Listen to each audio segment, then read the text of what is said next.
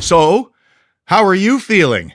I mean, for me, between the returning to Canada reality and a little bit of flight fog, I'm still kind of bewildered about what's taken place over the last 10 days for me personally, but also what happened on Saturday. Easily Aston Villa's most comprehensive, complete, cohesive, and confident display since United, Emery's first game in charge, Brentford, although different tier of opposition. In fact, this may be the most comprehensive performance since returning to the Premier League.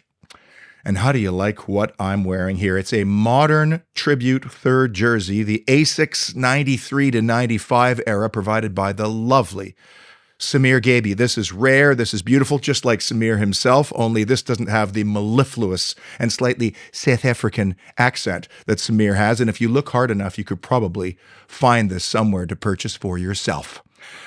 Now then, I'm going to provide all the highlights of the last 10 days of my visit to Birmingham, but first, let's get into Aston Villa 3, Newcastle United buzz.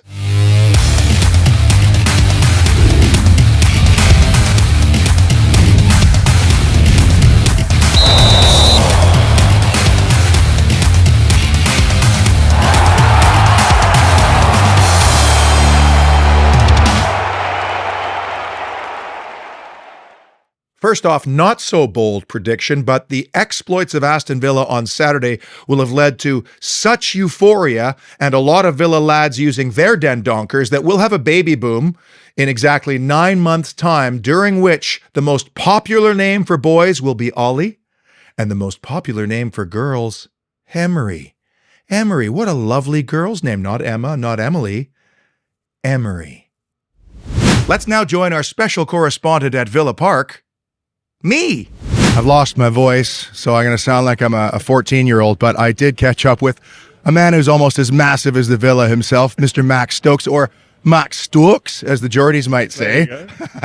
You started this art form that you've created here of the traveling Villa fan. So tell us about the inception of Villa on Tour, when and how it all began. Well, I started it when I was 16, doing my A-levels at school, really. I was always had an interest in camera stuff and video and stuff, and I was going to the Villa week in, week out anyway, so I thought I'd take my camera along. It wasn't me, it was all about the Villa, like what was going on, what's the experience from a fan's point of view. And like yourself, so many international fans just really get on board with it, even obviously fans here as well.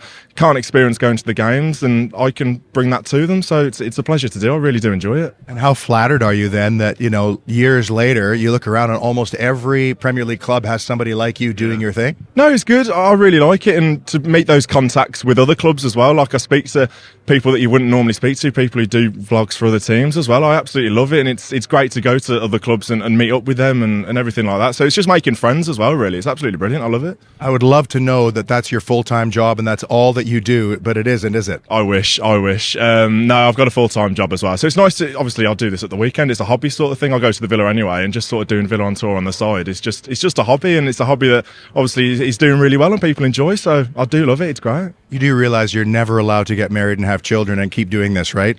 Well, that's the thing, mate. I've already got a girlfriend, and she knows about Villa on Tour. Like, she knows what she was getting herself into. But yeah, when that time comes, it might be something to talk about. But yeah, no, at the moment, it's great. A legend. Lovely to meet you, Max. You too, finally. Mate. Top man. All Top the best. Man. Legend. Cheers. Thank you, mate. What a guy, Max. He's mentioned our channel on his, which helped us finally eclipse the 10,000 subscriber mark in just under 2 years of doing this channel. In fact, the anniversary is coming up in a couple of weeks here. So if we could please reciprocate, if you haven't seen Villa on Tour with Max Stokes, go and give him a look and a subscribe. In fact, do the same for all the Villa content creators. Everybody's doing it for the love of it. Most people aren't doing it as a full-time job. And we as podcasters are as much part of the family as you, the supporter. Well, welcome to the Holy Trinity Show. If you're new to us, what I do is I recount the 3 key issues or moments that defined Aston Villa 3, Newcastle United 0, starting with the key statistics. The amazing thing about the stats in this game is they tell a completely different story. I looked at accurate long balls because the amount of times Villa faked coming out short before drifting a ball into midfield was significant. But if you look at these stats, there isn't really a whole lot between the teams, maybe except for XG. But Villa had 43% accurate long balls. This was a tactic. Fake that they're going to go short, drift it into our midfield or longer, and it absolutely kept Newcastle unbalanced all game long. Big issue. How good was Leander Dendoncker in this game? I mean, here's a guy who had not started since Unai Emery first arrived. That was the Man United game. Bits and pieces in the meantime. You couldn't fault a guy for being a little bit jaded or sour about that. But he steps in and looks like an ever-present, allowing John McGinn to play higher up the field. And I talk about physical presence within our squad. We need it, especially in the set-piece tussles, you see, where it feels like oftentimes we're mismatched. So he comes into this game, a big game, and you know what he does? He has a 97% pass accuracy rating.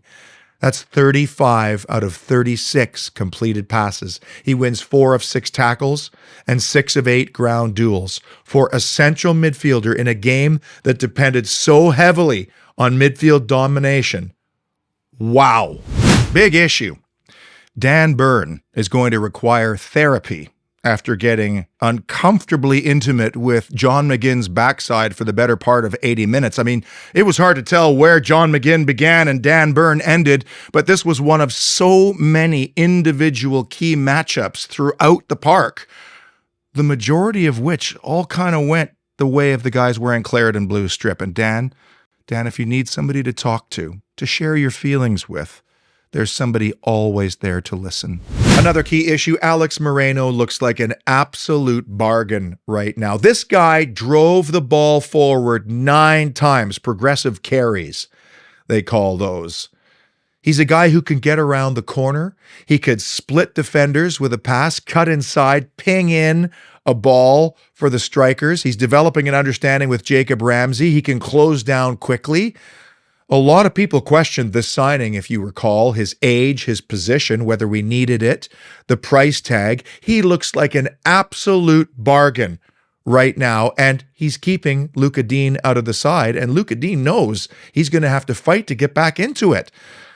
A lot of people should be feeling very humbled about their comments on this signing, and it just makes me wonder, because it was Unai Emery's signing, and it was his signing alone. He identified this guy as a perfect piece. Well, who else does Professor Emery have notes on for potential future recruitment? Key issue, the crowd.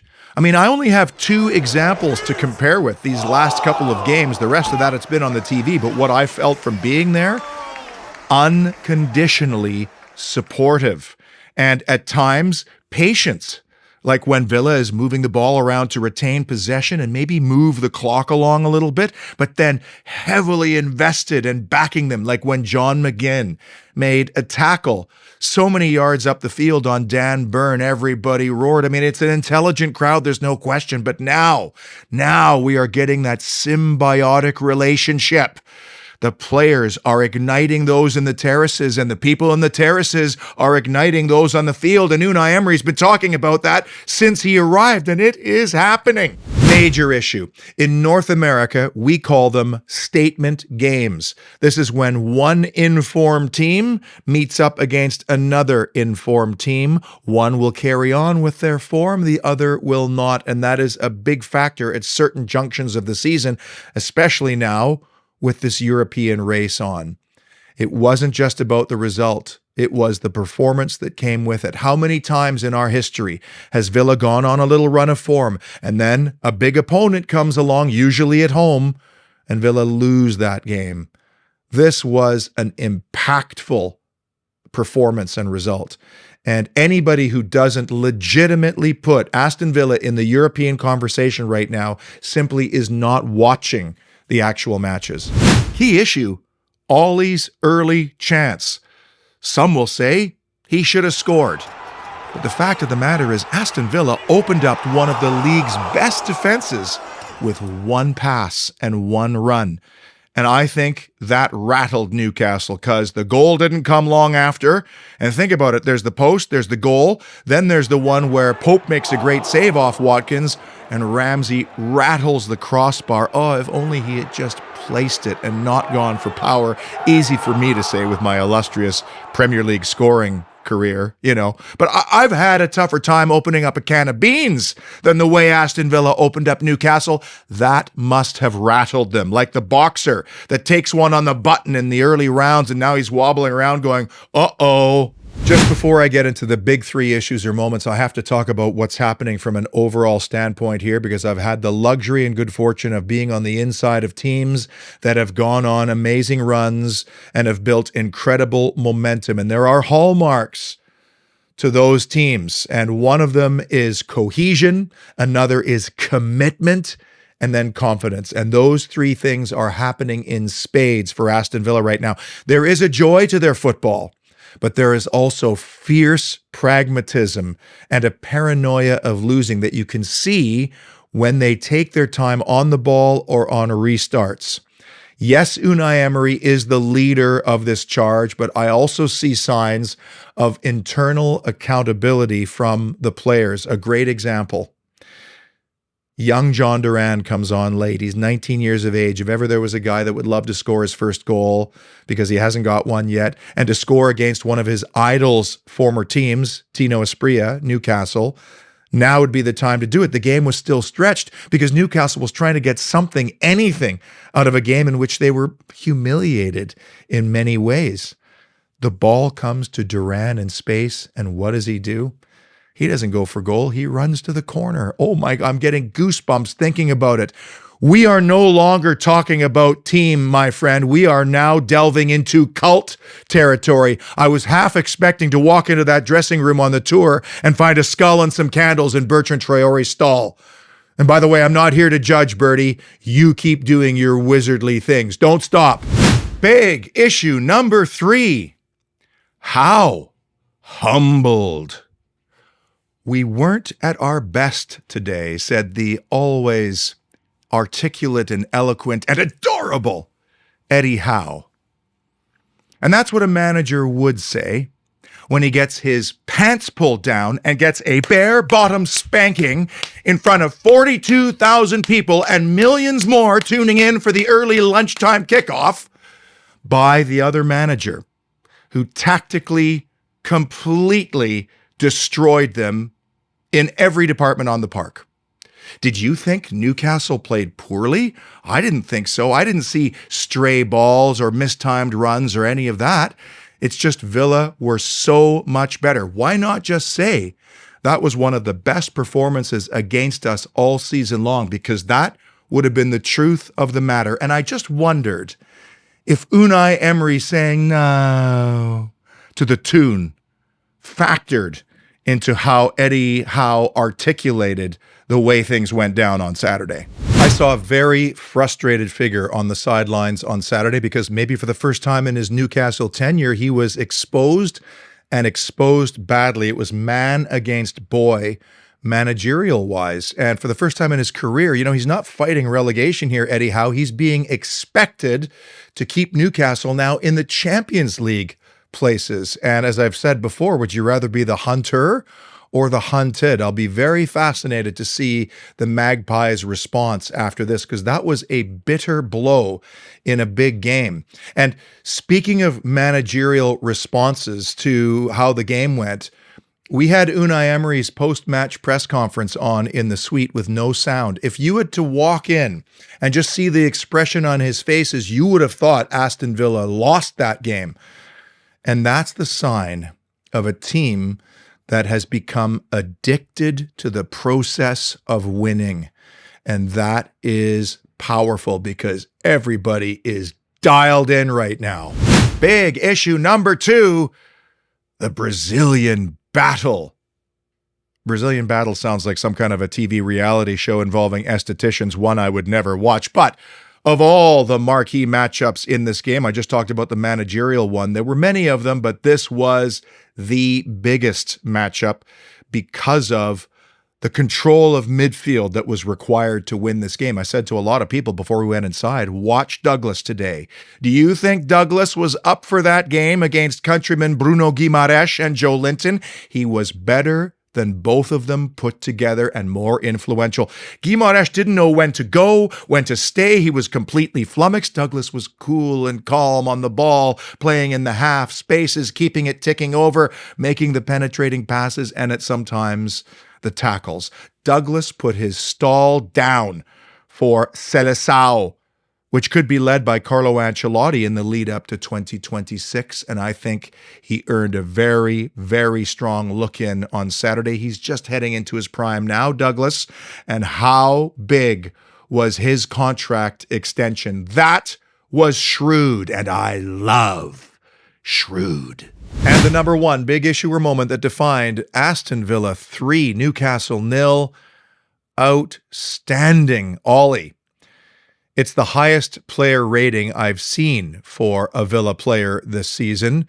And speaking of extensions, when's that going to happen for Ollie? Is it going to happen this week maybe? Because if he's not the Premier League player of the month for April, and Unai Emery the manager of the month for April for that matter, either will have had a very bad second half to this month, or you know how it goes. The other team from that other part of the country, we don't pay attention to them.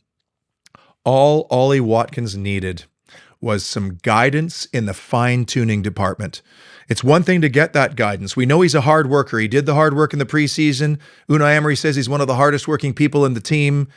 It's another to employ that information, onboard the information and employ the information, which is why Dean Smith loved him in the first place and why he brought him in along with Ezri Konsa and Matt Cash. Similar characteristics in the growth mindset department.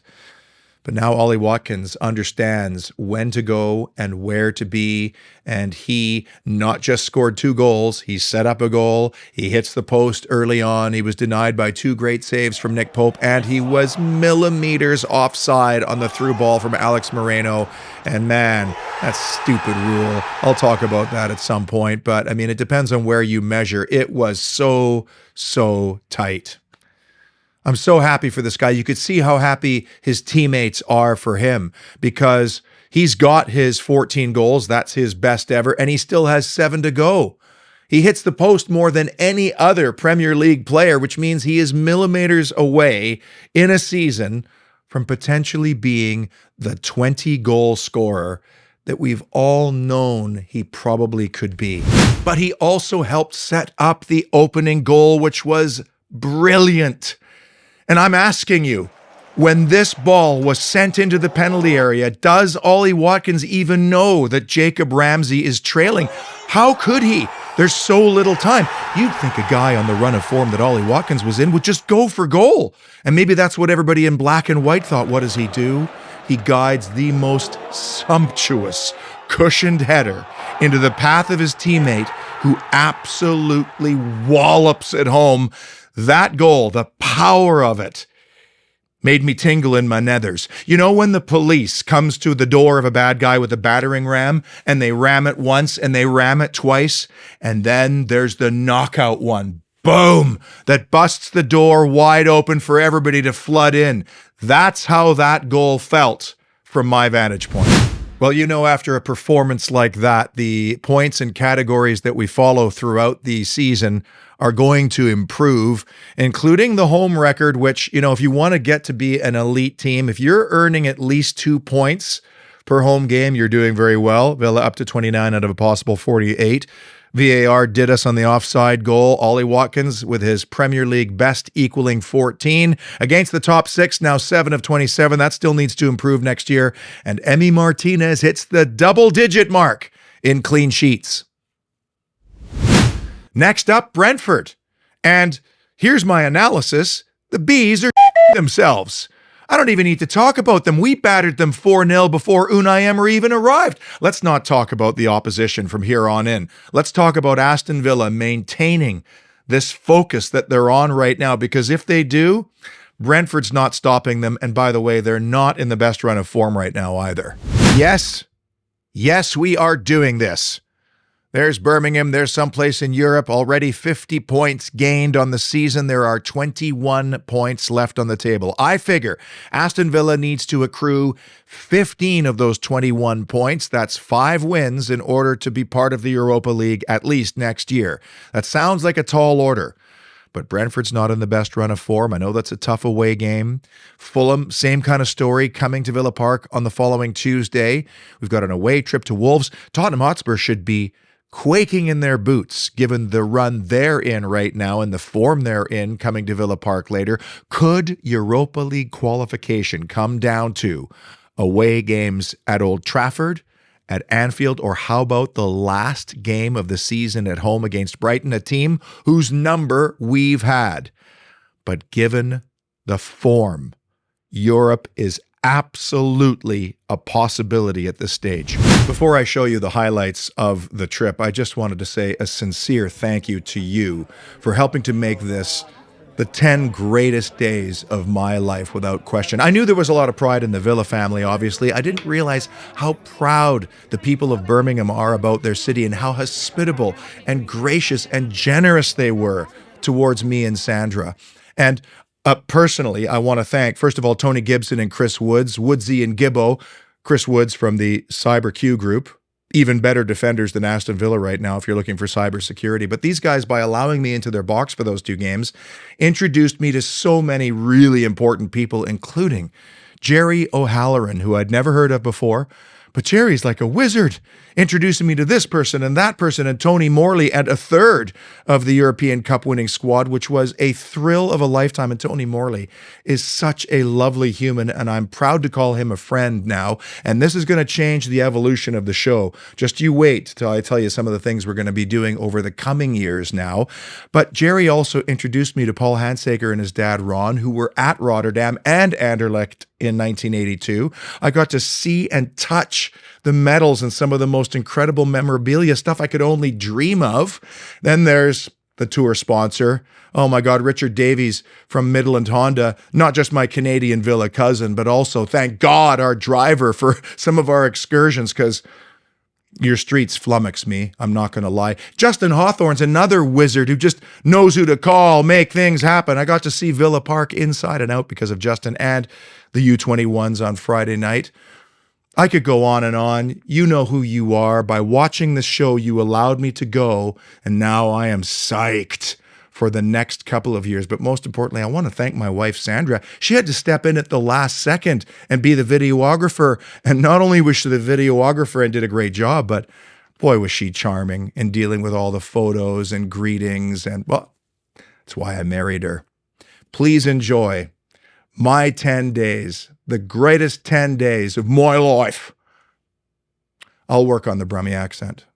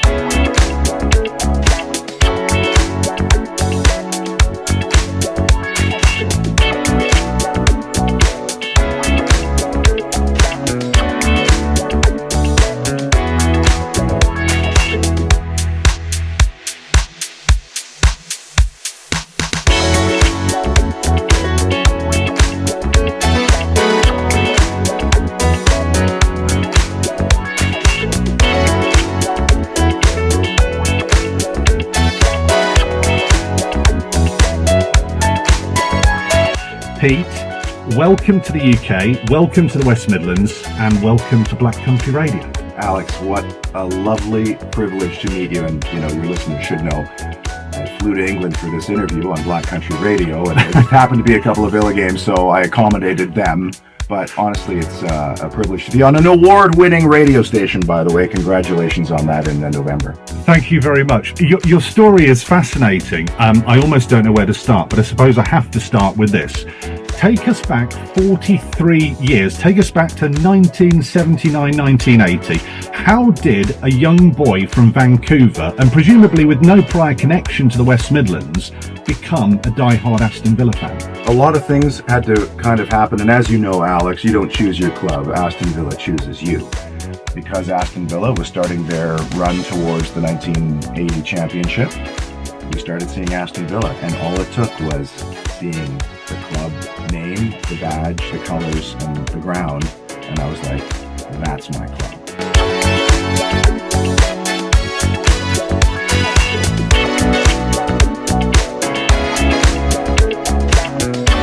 I guess if you watch the show, you know that I have a Subbuteo Stadium. I actually had a Subbuteo Stadium when I was even younger, and I thought, this is a nice Subbuteo Stadium, and I spent a lot of time and effort on it, and I thought this is probably one of the best Villa Park Subbuteo Stadiums in the world. And then a lad from Birmingham, who's a huge Villa fan named Alan Crampton, comes along and says, "Hold my beer." Finally get to meet you in person and to talk about good to see you. Good to see you, mate. Yeah, it's absolutely extraordinary, and partially too, some of it is Subbuteo, some of it is custom. Where did you get all the bits and pieces, and how did you manage to get all the angles and all those kind of details? Knowing Villa Park for details, etc., I'm there regularly, so I just take pictures to research anytime and think, I don't think I've got the detail quite right. Go back and take another picture, So that's the easy part. About the same time as I started building it, I took a job working for a company called CDT. Basically, I can have any scrap plastic that I wish to take. I've built the non-Subbuteo stuff from that, and a few friends have done some 3D printing for me. So that's how I built Villa Park, basically. I notice there's a lot of supporters, and you've got a great idea for a charity where people are donating money to be painted and to be in your stadium. Tell us about the charity and how can they do the same thing? Well, it's Do It for DFib. It's a local charity. Basically, they do lots of tutorials and also put defibrillators around. I think they've done about 20 now around the local area, just put in places where people can, if God forbid that they need to use one, they're there at hand. And Do It for DFib have told me that each of those 20 have all been used at least once. So they help save lives. Wow. Well, we're going to put £7 each and buy 3 figurines from our group, my wife, Richard, and myself. Do you have sort of slightly chubby ones that you can make for me? I can do that. Yeah, I've got one of them for myself. Yeah, absolutely. and lastly, how gutted are you that you're going to have to tear down the North Stand and start all over again? Oh, well, that's been asked numerous times. I'm not. This is the Villa Park that I grew up with, and that's how I want it to stay. But don't tell the wife. I actually might be building the new one as a separate project. Alan, so nice meeting you finally. Thank you for, giving us this tour, but also it's always so great to see a fellow Villa fan and one who actually goes almost every single week. Cheers. Yeah. All the home games anyway. Yeah, I'd like to go to the away, but I can't get a ticket.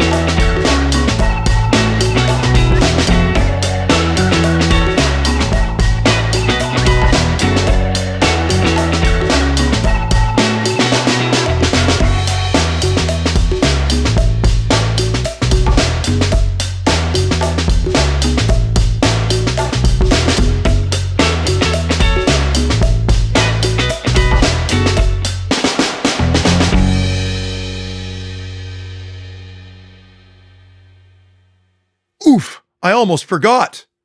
Up the mighty Villa.